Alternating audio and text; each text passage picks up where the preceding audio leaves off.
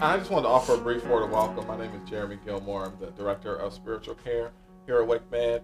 And a big thank you to our hospital administrators, to our President and CEO, Donald Gitzik, for his support, to our Senior Vice President, Valerie Barlow, for her continued support, and then to other partners we have as well throughout the hospital, the diversity and inclusion team who are here, our wonderful folks in human resources and all employee support that they provide, and then our guests and visitors and staff who are here with us from the Hindu Society and from here at WakeMed too. We can celebrate that. Yeah, so we are very excited today. I want to thank Dan with our media team who is here, and then I also want to thank one of our own, Andy Ross, who organized all of these. Andy will talk in a moment, but this is part of a larger series where we recognize members of our own community who aren't often celebrated. And so I'm excited that we get to celebrate Diwali. For me, it's kind of personal. I've celebrated Diwali with good friends of mine, and I miss it, so I'm excited about us being able to do this at work together. It's always an awesome time. So without further ado, Andy Ross will lead us further. I'm going to have a hard time speaking because I am so moved and excited. And welcome to Voices of Diwali. I'm so glad you're here. Like Jeremy said, this is part of a series where we lift up holy days, we lift up sacred traditions, we lift up religious and cultural diversity, and we do so by letting the voices of those traditions speak and say, this is what and how and why we celebrate. So I'm so glad you're here. I think it's rare that you meet a kindred spirit, but as soon as I met Alka, who did a lot of the organizing today, and they'll all introduce themselves, so I'm not going to try. As soon as I talked to her on the phone, as soon as we met, they invited me, her and her husband invited me to their house. I felt right away that we share this burning passion for not only this holy day, but for holy times in general. So have I said I'm excited? Yeah. All right. So without further ado, welcome to Voices of Diwali, and I'll give it over to Alka and our voices. Thank you.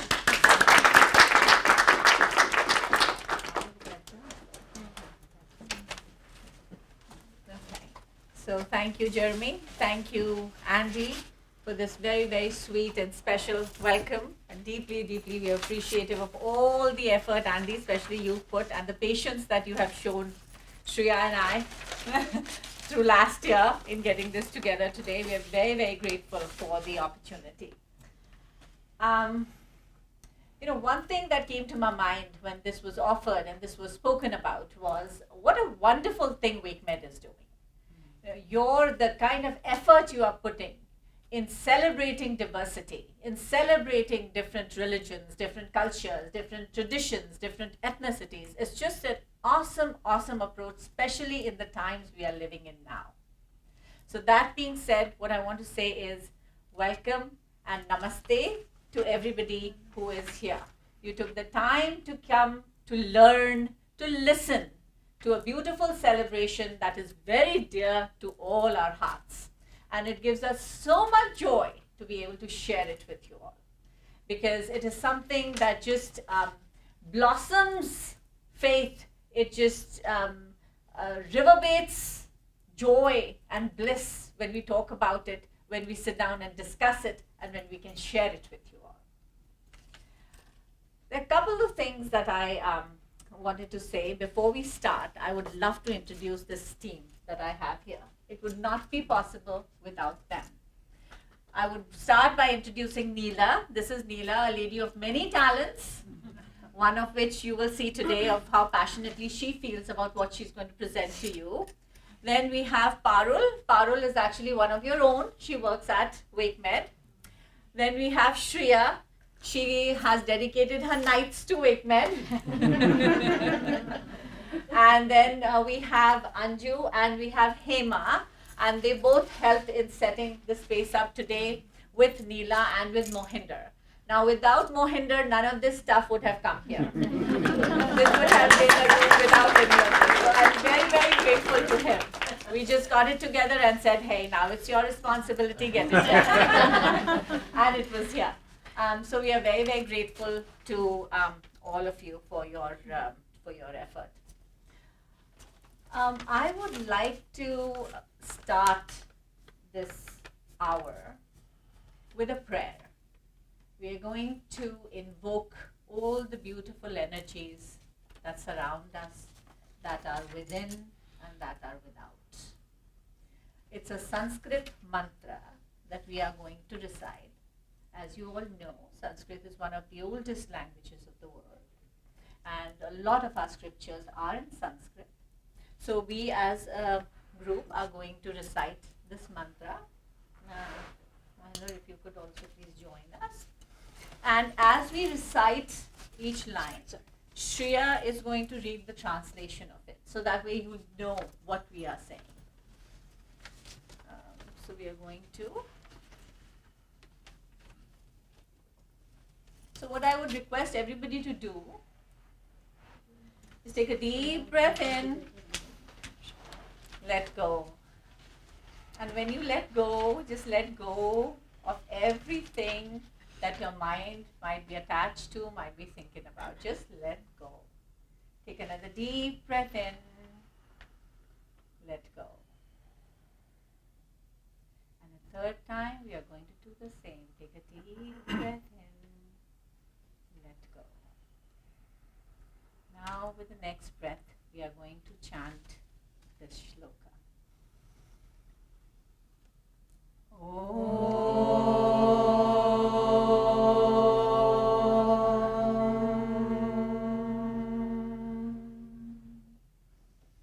Asato ma sadgamaya.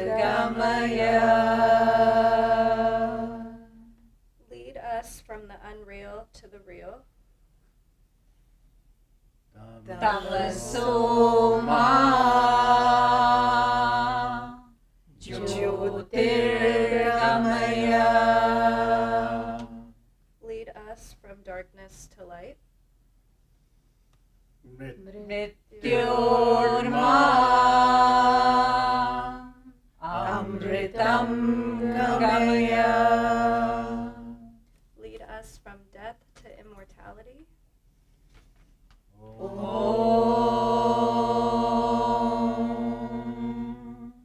Shanti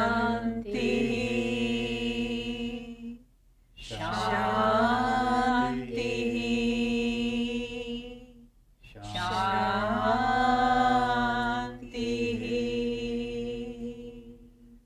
Om, peace, peace, peace.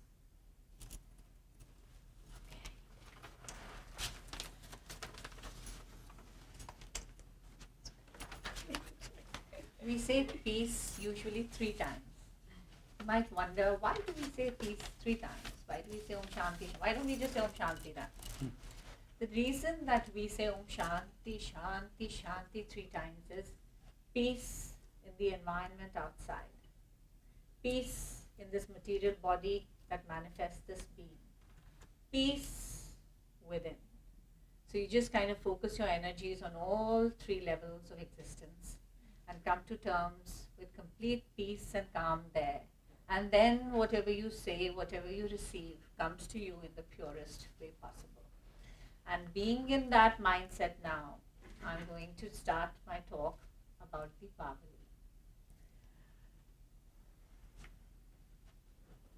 You know, there are 2 amazing concepts of Hinduism that I would like to bring forth to you today. They are 2 beautiful and very universal concepts. The first concept, and a profound thought from the culture that I come from, is Vasudeva Kutumbakam. That means the world is my family. So when I look at you all, I don't see differences, I see nothing, I see family. And when you look at the world like that, it is so easy to connect with another human being. There are no layers, you don't see differences, you just think of the other person as my family. That is a very, very critical and beautiful aspect of the thought culture that we were brought up in. And so that when we travel the universe and we travel the world and we meet people, that aspect shines bright and shines through in every interaction. And that just makes one feel so peaceful, so calm, so at home, it doesn't matter where you are. The second, a very profound thought of Hinduism is the 4 goals of a Hindu life. The 4 goals of Hindu life are dharma, artha, kama, and moksha. What is dharma? Dharma is the highest and most eternal truth. That is the umbrella under which your life operates. Artha is the pursuit of material wealth or material possessions. But again, artha operates under the umbrella of dharma. Then comes kama. Kama is the experience of sensory things, of the sensory world. That also operates under the umbrella of the highest and most eternal truth. The final is moksha. We believe moksha is liberation from endless rebirth, which is propelled by karma. So those are the 2 very profound thoughts. And I have simplified it as much as I can in presenting it to you. But that is something that I could not leave out of this presentation. It's very important. Now, why did I mention that? The reason I mentioned that was that Diwali celebrates that spirit. It celebrates that universality. It celebrates that connection. It celebrates the highest and the best and the eternal and the truth that never changes. That is what Deepavali is all about. I'm going to let Neela will go into more details about it with you. But I will just tell you a few facts before Neela, I give the floor to Neela. Lord Rama is the divine presence for whom Deepavali is celebrated. Lord Rama manifested and incorporated all these qualities in his life. He lived them to the best way possible a person could. That is why he's called Maryada Purushottam, the best that there could be. So that's an ideal you have to look up to. And if somebody else can do it, you know you can do it. That's true in your professional world also. I mean, if somebody else is excellent, you know that we all have potential to be excellent. Excellence is an innate part of our being. Whether we discover it or not, now that is up to us. The second thing is about the Ramayana. So the Ramayana is a historical Sanskrit text of ancient India. It is one of the 2 greatest epics of India. And Ramayana is the one because of which we know the history and story of Lord Ram. And Ramayana basically means the journey of Ram.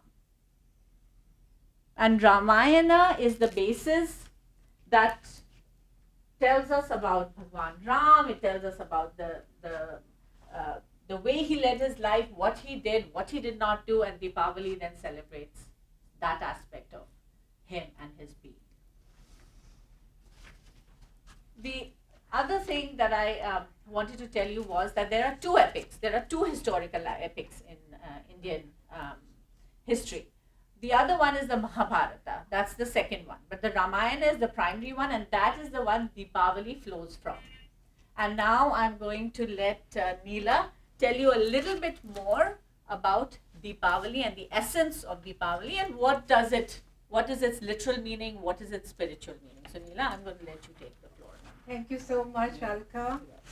Namaste, everyone, and I wish you all a very, very happy Diwali. Thank you so much, Andy, for inviting us here to talk about this favorite festival of ours. So Diwali is a very joyous festival. It's full of gaiety, festivity, celebrating, rejoicing, but at the same time, it's also deeply spiritual. There's a lot of symbolic significance attached to many pieces of it. which I'm going to get into little by little. But first, why do we celebrate Diwali? Alka mentioned Lord Ram. So think of him as one of our key gods, and during his lifespan, he was exiled for 14 years to the forest. I'm sure many of you must have heard that story. So when the 14 years ended and he returns to his home city of Ayodhya, the crown prince of Ayodhya, the king of Ayodhya, the Lord Ram of the Indian culture, the citizens were so delighted and so ecstatic that they lit up the entire streets of Ayodhya. That was a dark, moonless night, and you couldn't see a thing, but they lit up his entire path, the entire streets, their homes, with such lamps. These row of lights across, and these were oil lamps lit in little clay lamps. So these lamps are called diyas, and the row of lights is called Vali. So the actual name of Deepavali in Sanskrit is Deepavali. And for simplicity's sake, the popular name is Diwali. So that is how Diwali came into being. Now at a symbolic level, Lord Ram had returned after defeating the king of Lanka, the demon king at that time, an impossible task, and so it's also celebrated as victory of good over evil, light over darkness, knowledge over ignorance. And here we are alluding to the inner darkness of our soul. So that's the deeper symbolic meaning of Diwali. Now Sri Ram, he's always pictured carrying a bow and arrows. Those were his weapons of choice. Of course, his dissension was to kill all the demons at that time. But more than that, that bow and arrow is to kill our inner demons, the demons of lust, anger, greed, envy, and so on. So the story of Sri Ram, like Alka said, is the Ramayana. So it is one of the two important scriptures in our Hindu traditions that most people follow. And it is from this Ramayana that most of our culture, traditions of values and beliefs emanate from this book and from the persona of Sri Ram. Now here in this room, I have a couple of books at the back. They are a kind of Ramayana, a Ramayana written in the vernacular, the local dialect of the time of the 16th century. So when saint poet Shri Tulsi Das ji, he wrote the Ramayana. It's a retelling of the original, and he wrote it as the Ramcharitmanas. Now this book is even more popular than the original in Sanskrit, and this book is even more revered than the original one. So there are copies over here that you can browse through, and if you browse through it through the pictures, you'll get a feel of the story of Ramayana and the character of Sri Ram. Neela, I'll just want to say one thing. So Neela mentioned that Sri Tulsi Das had written the Ramcharitramanas, and he wrote it in the dialect the people could understand. Now Sanskrit was a beautiful language, which an ancient language, and not everybody kept up with learning Sanskrit and knowing Sanskrit, because when life gets busy, you tend to forget about the fineries of life, and you tend to just kind of go with the flow, and a lot of things kind of go on the side. So that is why the language Tulsi Das wrote it in became more popular. The original Ramayana was written by sage Valmiki, And Valmiki is the one who wrote the original Ramayana. And one more thing I would like to say at this time, Neela, please allow me, is that Diwali is celebrated on different days. Right? It's never a fixed date. Sometimes this time it's on 12th November. Last time I think it was in October. So sometimes the question can come, why? Why is the date not set? The reason it is not set is because it follows the lunar calendar. And it is celebrated on the darkest night of October and November. So, and depending on the moon cycle. So I just wanted to put that in before, and Neela, please go ahead. Yeah, And thank you, for allowing Alka. me. Yeah, that really helps put things into perspective.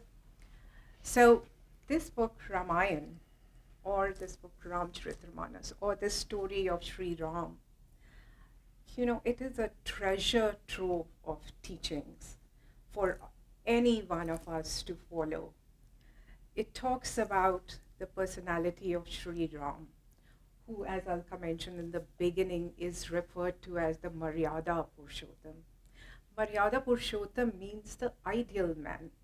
He was the ideal man.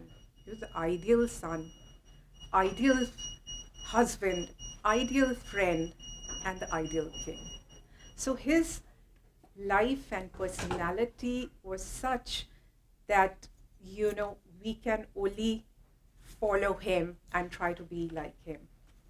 One of the things that he focused a lot on was the interpersonal relationship among brothers, among parents and children, between friends, and with the community as large.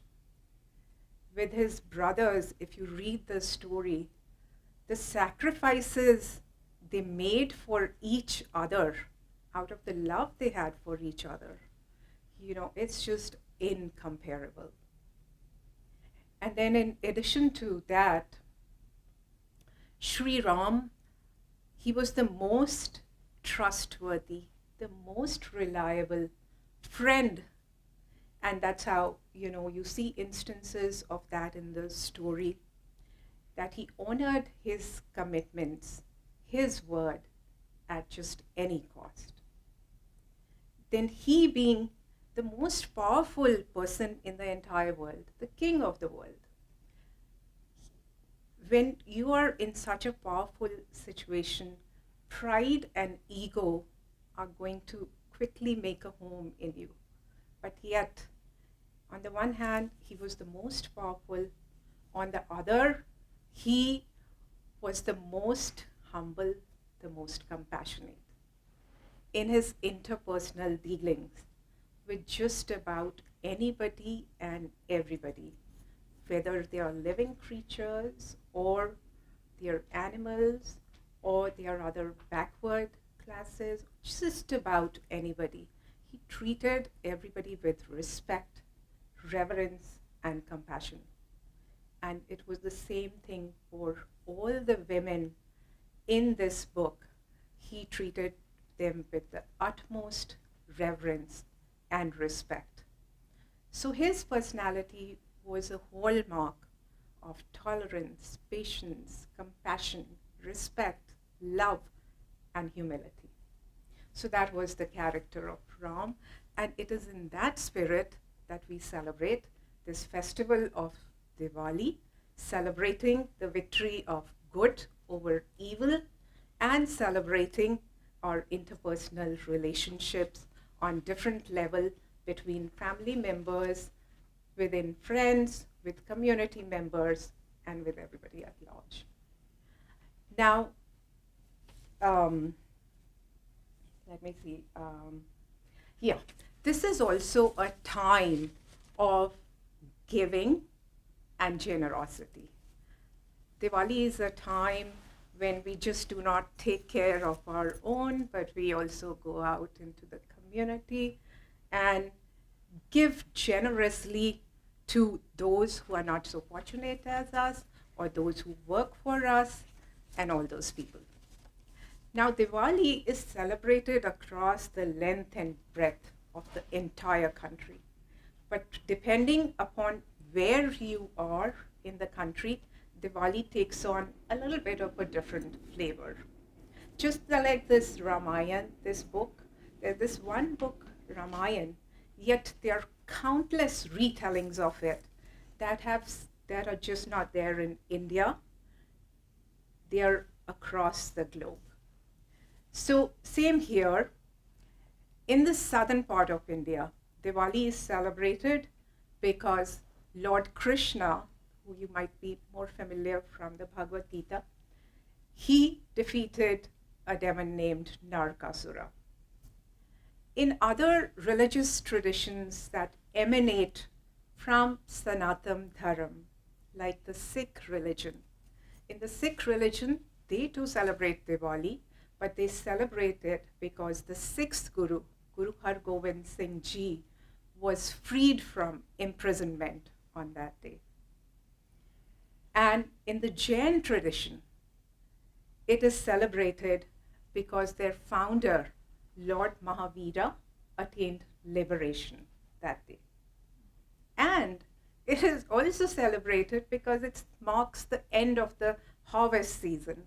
So many festivals in India are around the harvest season, and this also is one of the reasons.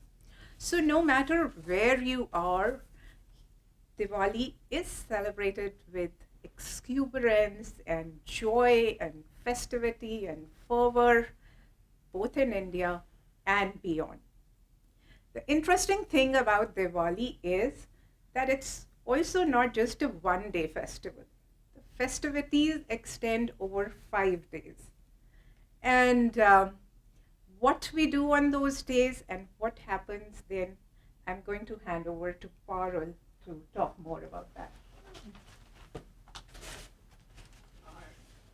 So thank you, Alka and Neera, both for setting up the stage on how we celebrate this festival and why.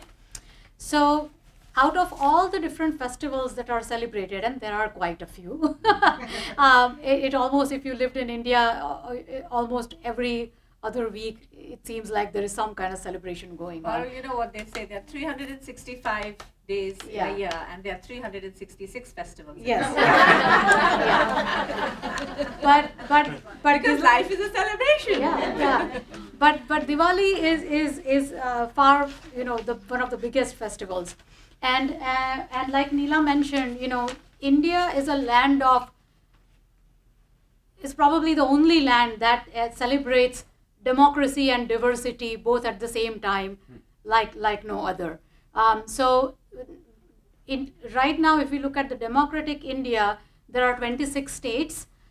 Every single state, and I know I've talked about this at one of the Diversity Inclusion Council meetings before, but every single state has a different language, has a different, not just dialects. It's not like speaking English, in Boston versus Louisiana. That's not what I'm talking about. I'm talking about literally a different language and different styles of cooking. Different, you might be cooking potatoes and you can cook potatoes 100 different ways, depending on the spices you use, depending on so the celebration of the same festival can be manifested in many different ways depending on which part of the country you are living in. So this has been done for thousands and thousands of years. And like Neela mentioned, it can be celebrated for many different reasons depending on which story or which path you follow. One thing I would like to mention, just adding on to what they said, is Hinduism is often depicted as, or rather misunderstood as, a polytheistic religion, thinking, there are thousands of gods. The essence of Hinduism, like the Sanatan Dharma, what is depicted, is that there is only one God. All these different gods that we mentioned, whether it's Lord Rama, Lord Krishna, they are just different forms of the same one universal soul or being or higher power, whatever you call it. So just like, me as a person, I am an employee here, I am a mother to my daughter, I'm a daughter to my father. I am one person, but I manifest in different forms depending on what I'm doing, right? And I'm just a human being. So think about a higher power, how differently or how many different times it can manifest, he or she can manifest in so many different forms depending on how they are needed. So depending upon that, he or she might take on different forms, and that's why it is understood that there are thousands of gods, but basically there is only one. That's what the belief is. Parul, may I say something? Yeah. So, the beautiful part about Hinduism is this. I can see the divine however I want to see the divine. Yeah. If I want to see the divine as a baby, I have the right to see the divine as a baby. I want to see it as a friend, I can see it as a friend. I want to see a master as a master. So that flexibility, it allows me. So I think one beautiful thing that as Hindus, I think that we've learned from this, because even if you think of it, even when you think of polytheism, what do you think of? You think of multiple, right? Whenever you think of anything multiple, what does that allow you? That allows you choice, right? That makes you, I think, more accepting as a human being, because you're like, okay, it can be this way, it can be this way. You're more accepting as a person. You're not rigid that this is it and this is it, only that's it. So I think that is one beautiful part of it, because then when you see others, remembering Vasudeva Kutumbakam, when you see others, you don't see the difference, because you just see that oneness. Doesn't matter how it's manifested. So we really, I think whenever we sit down and we have a discussion as Hindus about it, I think that's something that we get great joy out of. Yeah. And that's the essence of the word namaste. I would like you to just, Yes, whenever you please. get up later on, you can read, and that the whole idea is to see the divine in the person across from you. So namaste literally means I bow to the divine being inside you. And so that's how you respect each other, all of that. All right, so coming to the fun celebration part, how is Diwali celebrated, right? So like Neela mentioned, it's not just a one day and done kind of a deal. It literally stretches out. So the main festival is 5 days, but the celebrations can begin way before. So just like here we do spring cleaning, our cleaning happens in form of Diwali, right? So the idea is that before we welcome the Lord, before we welcome Him, we want to clean everything, right? So the houses are cleaned, that's our annual cleaning day. Literally everything is cleaned and decorated, and all the nice decorations are put out. The clay lamps are put out. People do what is called rangoli, which means it's a nice design that people do outside their homes, and it's usually done with rice flour, putting color into the rice flour, and literally by hand people do all these different colorful paintings. Making sweets, of course, food, right? Food is the most fun aspect of it. So there are special dishes that are made just this time of the year. So there are sweets and of course savory items as well. So all these, people are cooking, days in advance. And then clothes. So on this day, on the day of Diwali, it is said that, you get up very early in the morning and you wear new clothes. So of course, new clothes are being bought. So the other beauty of the Diwali is that it is a boost to the economy also, because, from all aspects of life, people are buying things, people are buying all the different decorations and new clothes and things like that. In villages, people might take literally the clay from the banks of the rivers and then use that clay to make these lamps. So, whether you are talking about rich, jewelers who are selling gold to the little, kids from the village who take the clay and actually make the lamps, everybody, all tiers of life, get some economic benefit out of it. So it's a way to boost the economy as well. So that all of that happens before the actual festival begins. Now the actual festival is a 5-day festival. So the first day of the festival is called Dhanteras, and the word dhan means wealth. From an Indian Hindu spiritual perspective, wealth does not always mean money. Okay, so the wealth might be your knowledge, spiritual wealth, all of those kind of wealth as well.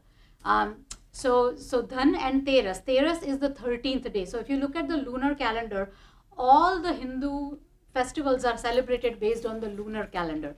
So if you look at the moon phase, the waning, waxing phases of the moon, the day of the Diwali is the dark night, is the moonless night. But then the 13th day of that phase is that's where the festival begins. And it is celebrated as, welcoming, getting ready, getting all prepped up to welcome all that wealth. So again, houses are cleaned and things like that, all of that is done. And then Dhanvantari is also celebrated as the god of medicine, actually. So, and as we know, health is wealth as well, right? Perhaps the most important aspect of health, especially being in a hospital. So god of medicine is also celebrated on that day. So that is the 13th day, which is Dhanteras. Then we move on to the 14th day, which is celebrated as Chaturdashi. And according to the ancient Indian texts, like Neela mentioned, Lord Krishna killed the demon called Narkasur. So that is celebrated as the Narka Chaturdashi.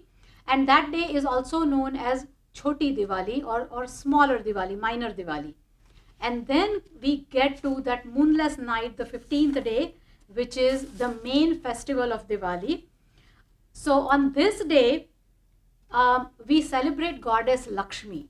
And goddess Lakshmi is celebrated as, again, probably Hinduism is the only culture where we celebrate God not only in form of a man, but also in form of a woman.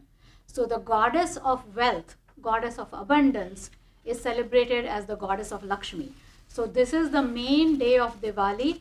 And like I said, we get up early in the morning, dress up in good clothes. And on this day, the younger people in the family, they seek blessings from their elders. And then, of course, we celebrate it with a feast.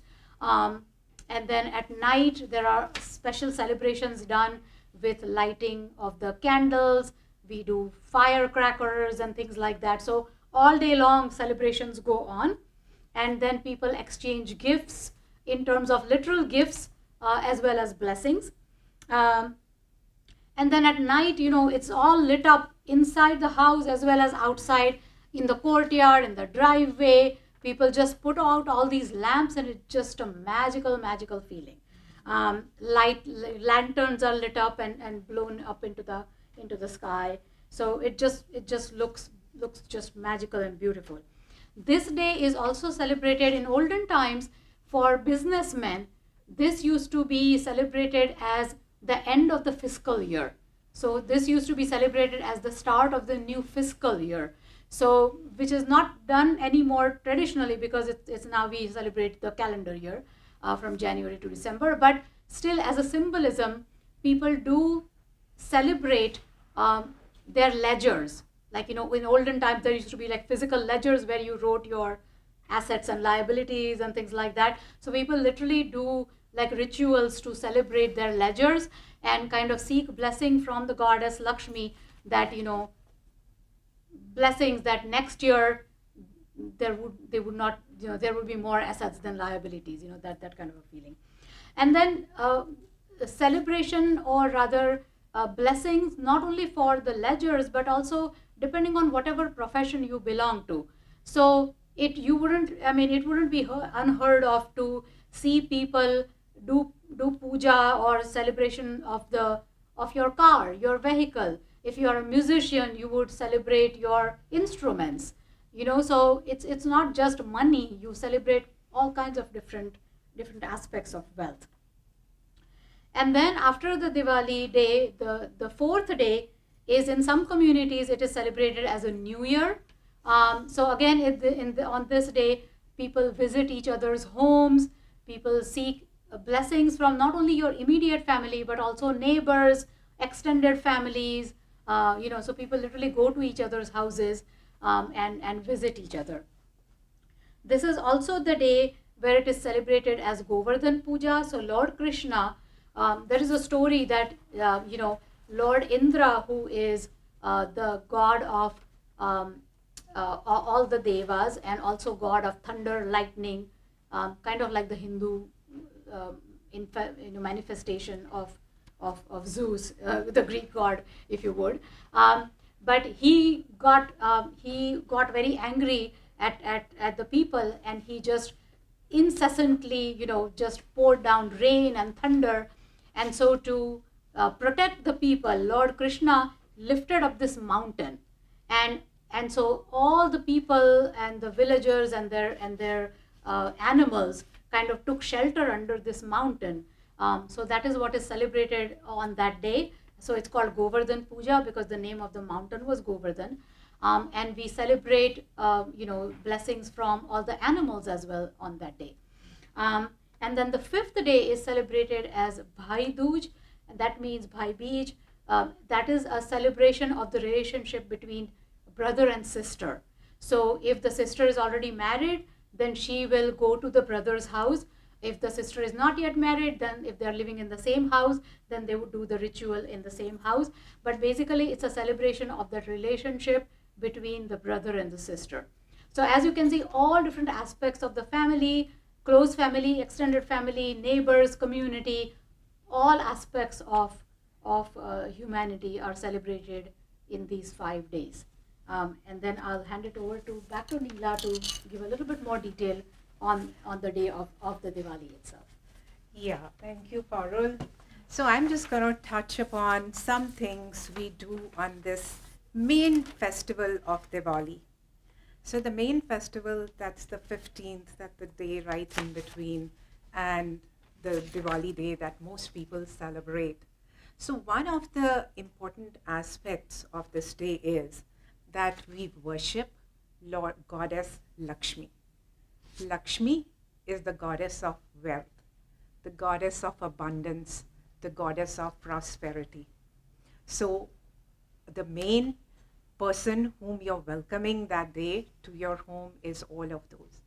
And what do you do to welcome her? To welcome anybody, you're going to clean up your home inside out. You're going to decorate it. So that's what we do, clean up our homes, clean up the outside. In India, they used to even paint the walls and just go all 9 yards and, throw out all the dirt and light up the inside of the house, light up the outside of the house, make it welcoming.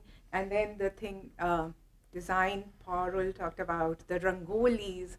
They are the most beautiful. You place these wonderful designs on the entrances of your home. So what you see on the wall over here is a rangoli. Actually, traditionally, they are made on the floors with the white and colored rice flour, and they have animal and nature motifs, and they are so beautiful, and you light them up with lamps. But nowadays, in modern times, we also have these rangolis that we just put everywhere, wherever we can. And the significance of these is that they invite the positive energy, they invite the good luck, they invite the prosperity. Now, we don't stop there at just worshipping Lakshmi, who's the goddess of wealth. India is not even okay. So here we also worship Goddess Saraswati and Lord Ganesha. Lord Ganesha is the remover of all obstacles and worshipped at the beginning of all ceremonies. And he's also the Lord of wisdom or knowledge. And Saraswati, another goddess, you'll see her all decked in white. She's the goddess of learning, of all music. All letters and learning come from her. So we worship those two also.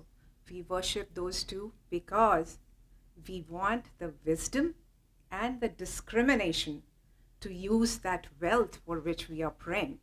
Now, everybody needs wealth to sustain them. For food, shelter, living, you need wealth. But alongside wealth, you need the mental wisdom and the discrimination to use it well. So that's why all of them a worship together.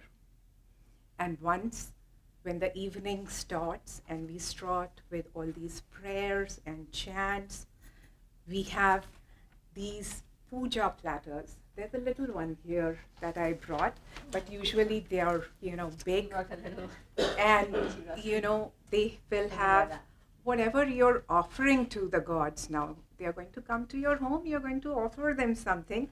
You're going to welcome them with flowers, with fruits, with desserts, with food, with incense. So all of that is there in these puja platters. And what you ask in return, you're asking them for their divine blessings on you and your family. And all along these chantings and prayings, you'll have these musical instruments accompanying you while you're doing all that. Now, as that part comes to a close, you seek the blessings of the elders in your family. And now it's time for the sumptuous feast that is all ready for you. And for that part, I'm going to turn it over to Alka, because she is a master at that. Not just the sumptuous feast, but the fun that ensues that entire evening. I have celebrated Diwali in this country with Alka innumerable times. And I must say, she has recreated the entire spirit of the festival in her home. You go to her home, it's decorated with lighting all outside and inside. And not even a minute of that evening is such that you could get bored. And so I'm going to let her describe that part. It's good to have good friends, right? they see sweetness in every aspect of your existence. So thank you, Neela. That was very sweet. Thank you, Parul. That was wonderful. So like Neela said, okay, now the sumptuous feast is done. And one thing that in our families is very, very existent is that our elders always express their love through food. Like I'm sure, a lot of cultures have that, you eat, so hospitality is a huge part, right? So I'll give you a small example of it. So when we got married, Mohinder and I got married many, many years ago, I had hosted a little get-together at home. And I was kind of set in that traditional mindset of, making sure that you offer, you eat. So I, whoever was invited, I was like, come have some. And they're like, no, I think we did. I said, no, have a little bit. He was like, I think that's okay, that's enough. I'm like, okay then. So that's just an integral part of our existence. I mean, it's just you express love through food. And we all know now that if you're working or whatever, we know how much effort, time goes into cooking even one dish. So imagine the kind of love that our elders must have felt for us, or our mothers must have felt for us when they cooked such delicious meals for us, no matter what we wanted, when we wanted, how we wanted it. So that is such an amazing part of love, which we realized later when we grow up and we have to do it ourselves. So then after the food is done, then we step outside our homes and everybody gathers around. So be it your house help, be it your parents, be it your neighbors, be it your extended family, your grandparents, and coming from a tradition where it is extremely important for us to revere our elders. Most of us, a lot of us have had our elders stay with us. It's common. My grandparents are there. They're there all the time. So it's just part of your living and your bringing up. So during these times, when there are 3-4 generations sitting together, it's so beautiful because they recant their stories of their childhood and what they did and how they did it. And it's such a learning experience for the younger generation. Because you know what they say? They say when an elder of the family dies, almost a century goes with that person. Centuries worth of experiences. Can you imagine that? So it is so beautiful that, we get this time together during Diwali and many of our other festivals. That's what we do. So you'll see we go outside and then there's an array of firecrackers and whoever's comfortable with whatever will pick that up. And, some just like the sparklers and some like it, the more explosive kind of stuff, which, we stay away from. But it's just all very, very beautiful and very, very celebratory. So what I would like to do now is that we have kind of given our our take on it. We are all in stages and phases of our life where we have now our families and we have our children. So I think it'll be wonderful to hear from somebody who's a third generation Hindu celebrating Diwali in this country, and that would be Shreya. So I'm going to welcome Shreya to please come, and Shreya, share your experiences with them about how you felt about it. Hi, my name is Shreya. Namaste, everybody. So happy to be here and share my experiences of Diwali as a Hindu born and raised in the United States. Celebrating Diwali is a unique and heartwarming experience, and especially celebrating it here makes it all the more meaningful. In the midst of bustling American life, Diwali reminds us of our cultural roots, connecting us with traditions and values. As Paralanti was saying, the preparation of Diwali begins weeks in advance, from cleaning, decorating your home, shopping for new clothes, making sweets, buying sweets. Especially in my home, my mom cooks a lot and really well, so the aroma of Indian spices just fills our kitchen as she makes dishes, and I try and help a little bit, very little. And then music and laughter, and it's just a really nice, joyous time in the home. We light diyas, we adorn our home with colorful rangoli. That task is usually left up to me, so I sit in the front in our little porch and make a nice design. And there's just such a sense of unity and togetherness during this festival. Each year on Diwali, one of my favorite memories is being able to light sparklers and burst crackers with my grandparents. They live in Cary, so they always come and celebrate with us. And I can just see the joy on their face as they continue to experience celebrating such an important festival with their future generations. Last year also, a few of my friends came to celebrate Diwali at our home. We got to apply henna and dress up in traditional attire, and it was so nice to be able to share that part of my life with them, because they had really not gotten a chance to see that. Now I always get little texts from everybody every year. They're like, hey, are you guys doing this again? Can we come? But yeah, overall, I'm so blessed that my parents have worked hard to make sure that I stay in touch with my roots. The celebration of Diwali in the United States is not just about the lights, the food, the festivities, but also about fostering an appreciation and understanding of our heritage and culture. As the background of Diwali was also given, I grew up hearing stories of Lord Ram and the qualities that he embodied as I was growing up. So celebrating Diwali each year is a reminder that I too should incorporate those characteristics that he had into my own life, such as respecting my elders, serving selflessly, thinking about the welfare of others, and taking a stand for what's right. And yeah, overall, Diwali is a celebration of diversity, a testament to the idea that no matter where we are, our roots and traditions continue to shape our identity and bring joy to our lives.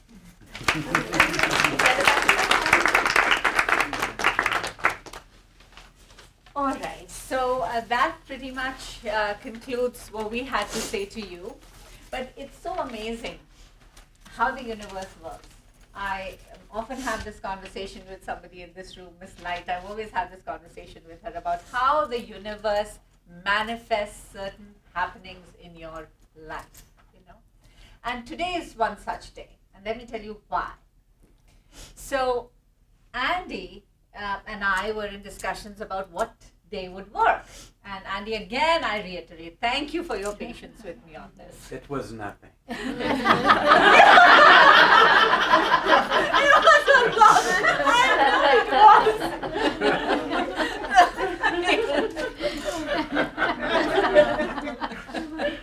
I still have a number? What? So we decided on today.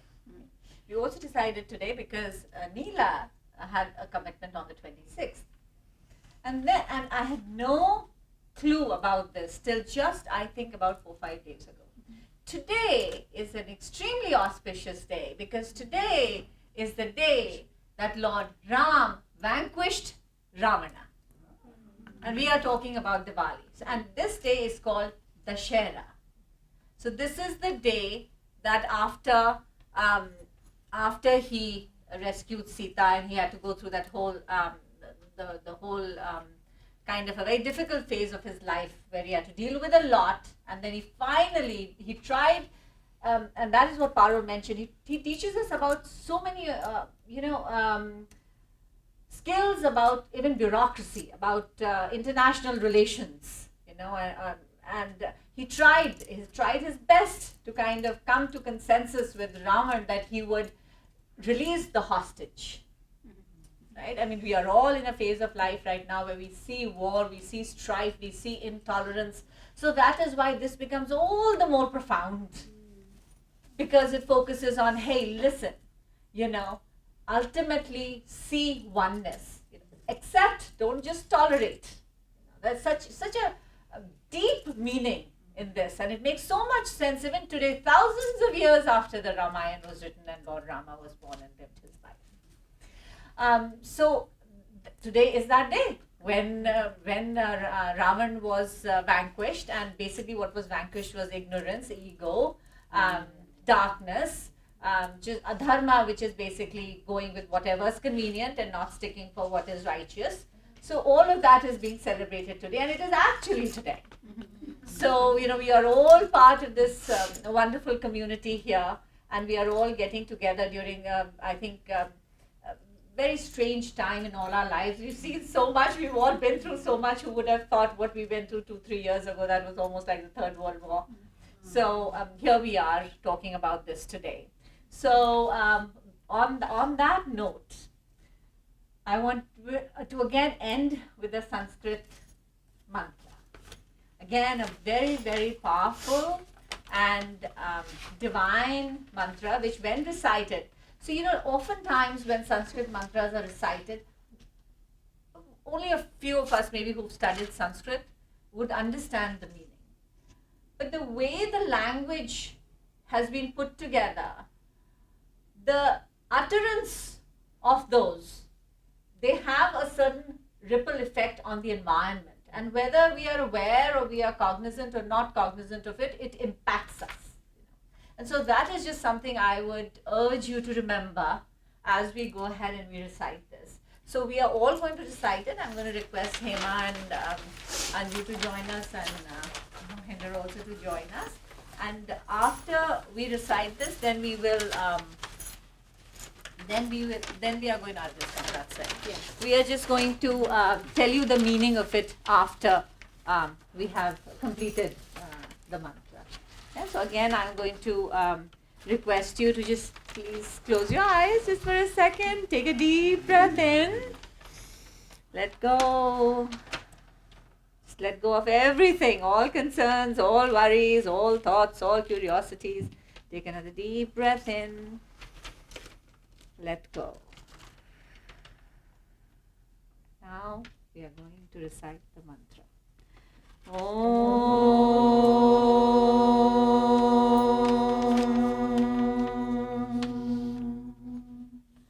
Sarvesham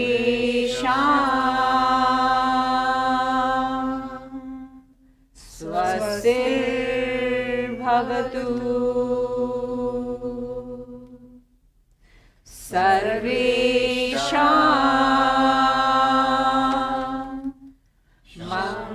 Shantir Bhavatu Sarvesham Purnam Bhavatu Sarvesham Mangalam Bhavatu.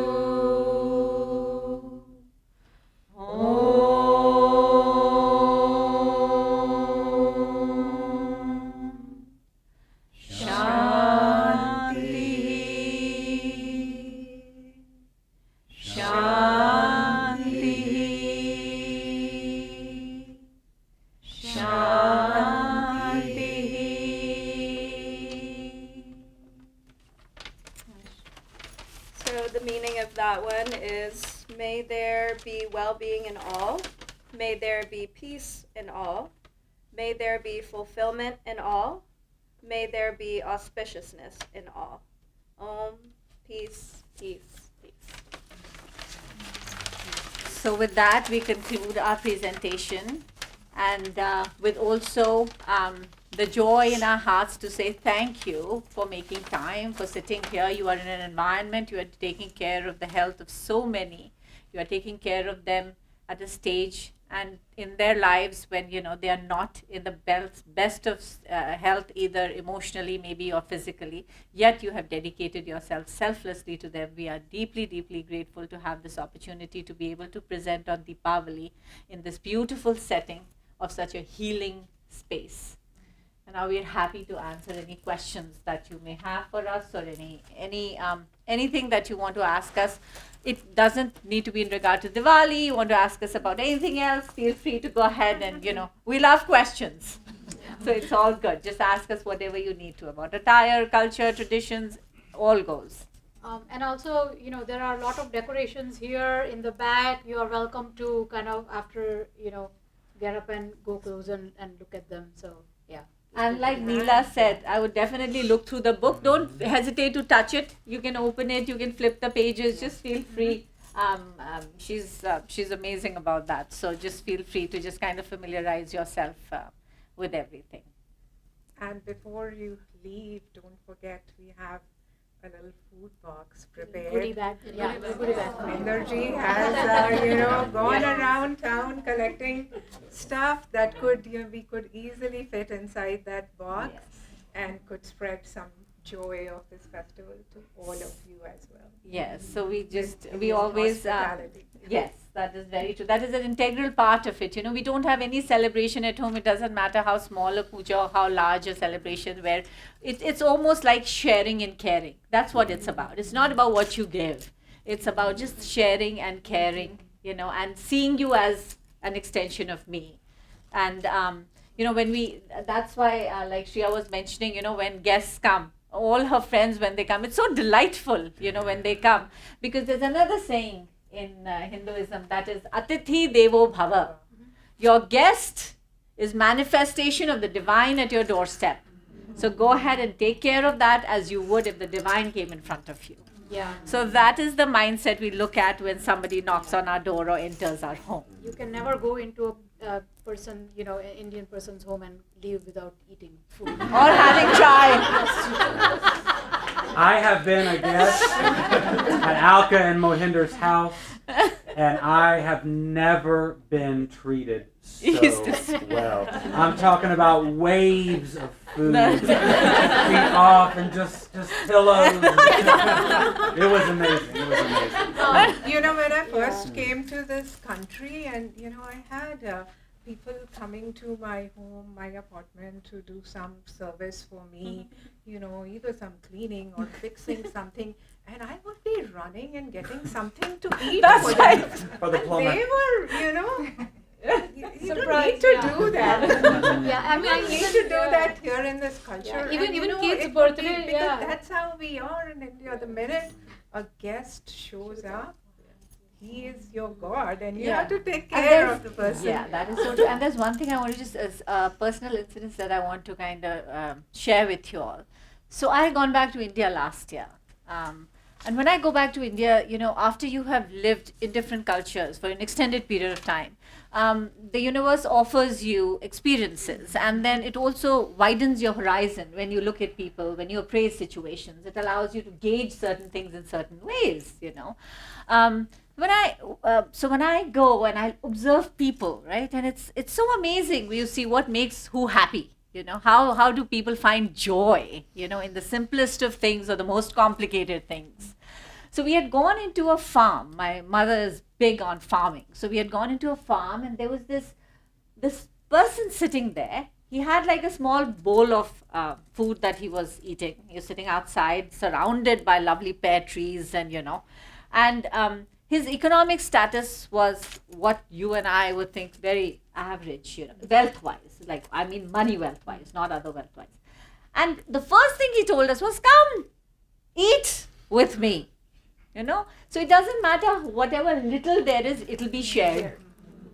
So that is something that we just absolutely love about, having grown up in an environment where that is just so normal and natural. It just makes you open your heart to people very easily. Somebody raised their Yes. hand. Do you have a question? Yes. Is there, thank y'all for sharing. This is Yeah. so wonderful.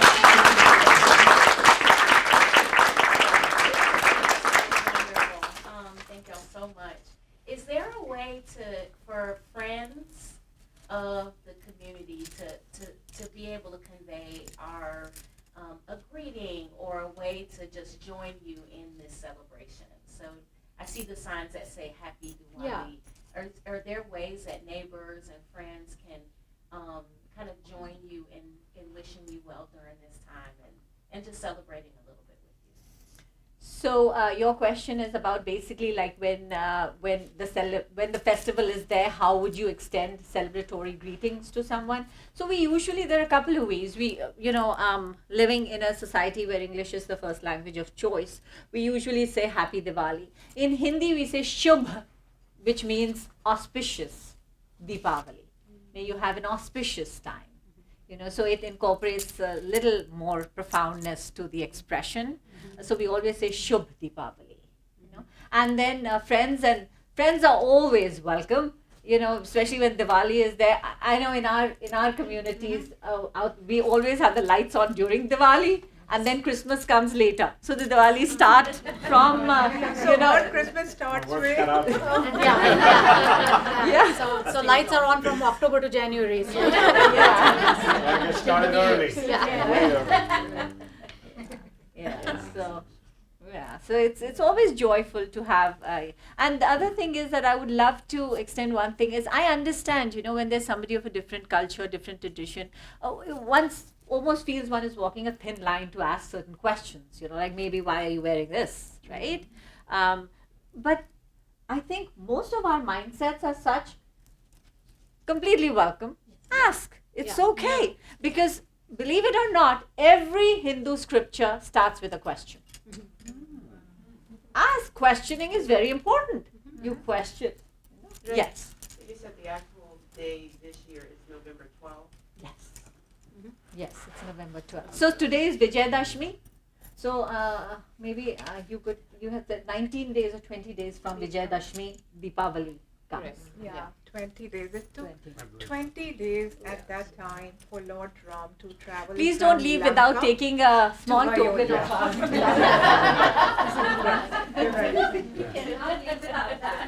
think that's why I was standing back there. Yes, yes. This is a labor of love. Let's go ahead and give them another hand. Give them another clap.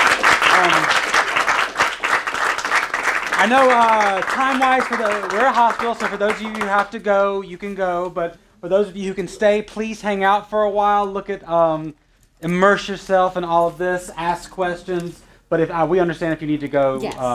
but you can go. Yeah. But yes, clap again. So thank you so much. Thank you so much for your time. Thank you.